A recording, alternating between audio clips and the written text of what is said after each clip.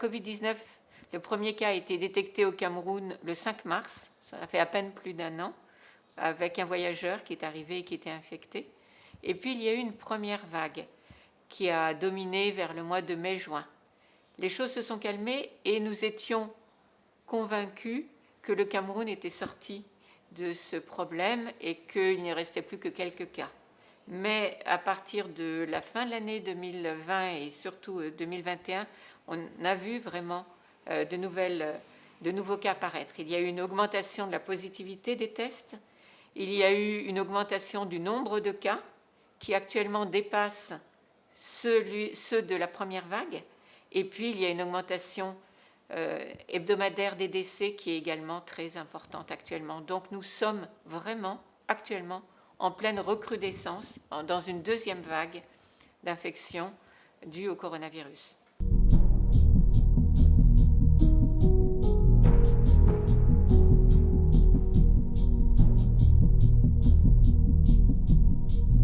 Alors, un variant, juste pour vous expliquer un petit peu, qu'est-ce que c'est? En fait, le coronavirus a été détecté, a émergé en Chine il y a un peu plus d'un an maintenant, et le virus s'est multiplié. C'est un virus à ARN. Les virus à ARN sont des virus qui ont fréquemment des mutations. Donc ce virus, en se multipliant, chaque fois qu'il se multiplie, des mutations apparaissent. Et il s'est répandu dans le monde, dans pratiquement tout le monde entier, tous les pays ont été touchés, et dans les différents endroits où il est arrivé, il a fait chacun ses mutations. Certaines mutations n'ont aucun effet, n'ont pas d'impact sur le malade. Par contre, certaines mutations ont des vrais impacts. Elles augmentent la transmission du virus, il se transmet beaucoup mieux. Ça impacte pour certaines également la sévérité de la maladie, et cela peut aussi augmenter malheureusement la mortalité due à l'infection. C'est ce qu'on voit. Donc ces variants, on sait qu'il y a les variants qui sont apparus de ce style, les variants dangereux au Brésil, en Angleterre, en Afrique du Sud, au moins un minimum ces trois-là. Et le variant anglais, par exemple, a vraiment été responsable d'une recrudescence à nouveau des cas en Angleterre très grave et très mortelle. Et il s'est répandu dans les autres pays d'Europe et on le détecte maintenant dans presque sur tous les continents.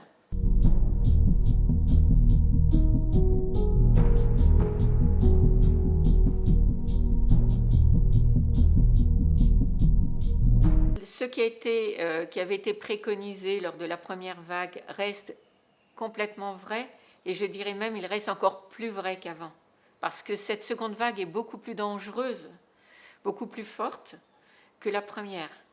Donc, s'il y a une chose essentielle à faire, que je recommande absolument, c'est le port du masque. Le port du masque est vraiment un moyen très important de limiter les risques de transmission. Je vous donne un exemple. Vous êtes infecté, je suis à côté de vous, sans masque, ni l'un ni l'autre. Les risques que vous me transmettiez l'infection sont de 90%. Si vous et moi portons un masque, les risques de transmission tombent à 1,5%. Et si nous gardons une certaine distance entre nous, les risques tombent à 0%. Le lavage des mains également reste quelque chose de tout à fait utile, mais c'est le plus important de tout, c'est le masque, le masque, le masque et le masque.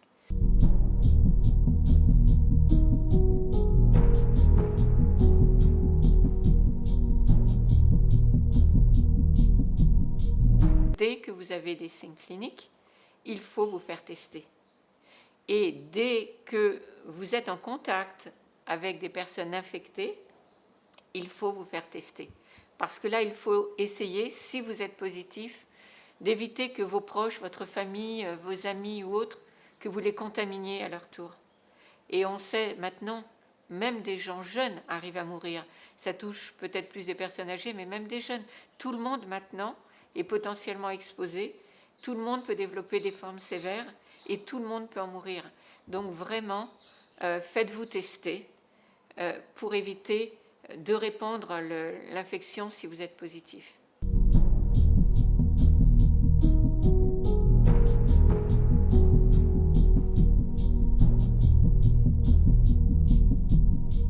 Au niveau du Centre Pasteur, ce que je peux vous dire, c'est que entre le moment où le prélèvement est apporté au Centre Pasteur et le moment où nous rendons le résultat, il ne s'écoule pas plus de 24 heures.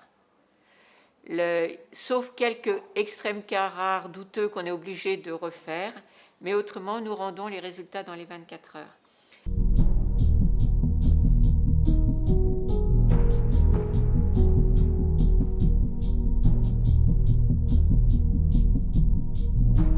Non, un voyageur ne peut pas voyager s'il n'a pas un test, et un test négatif pour pouvoir monter à bord de l'avion. Il y a un autre problème qui sont les faux tests, qui sont malheureusement largement maintenant répandus. Et ce qui va être mis en place dès la fin de cette semaine ou le début de la semaine prochaine, c'est un QR code qui fait qu'à l'entrée, avant l'enregistrement, tous les tests seront vérifiés avec ce QR code et qu'un test qui serait falsifié ne pourra plus passer à l'aéroport de Nsimalen, déjà pour commencer.